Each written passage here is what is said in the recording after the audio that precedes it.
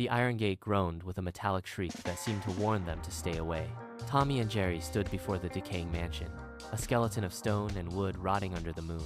Lightning split the violet sky, illuminating jagged, broken windows that looked like hungry eyes. Tommy puffed out his chest, trying to stop his knees from knocking together.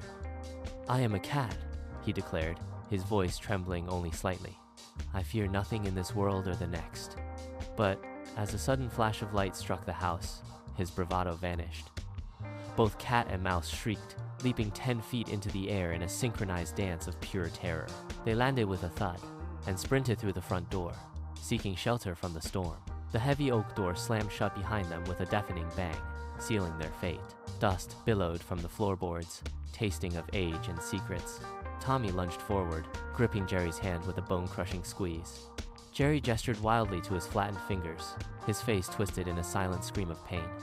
Tommy leaned in and whispered that his grip was merely a precautionary measure, even as his eyes darted toward every flickering shadow. Every creak of the wood sounded like a footstep following close behind. As they crept down the dark hallway, the air grew frigid. A translucent, glowing ghost drifted around the corner, its ethereal body trailing like smoke. Tommy let out a blood-curdling scream that hit a high C. In a flash of panic, he vaulted onto Jerry's head, using the small mouse as a human shield. Jerry struggled under the massive weight, his legs buckling like wet noodles. The ghost loomed closer, its hollow eyes fixed on the trembling duo. Tommy turned around, and for one horrific second, he locked gazes with the spirit. The entire mansion shuddered as both the cat and the ghost unleashed a scream so powerful it shattered every window in the hall. Glass rained down like diamonds of fear. No more games, no more hiding. They turned into a blur of fur and motion.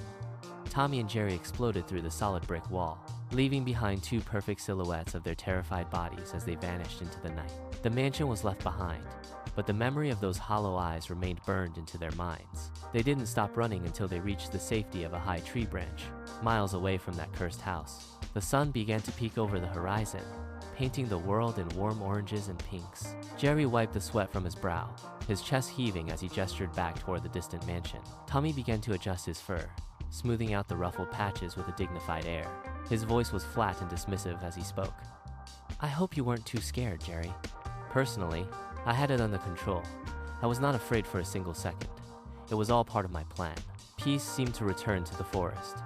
But just as Tommy finished his lie, a small owl landed on the branch right next to him.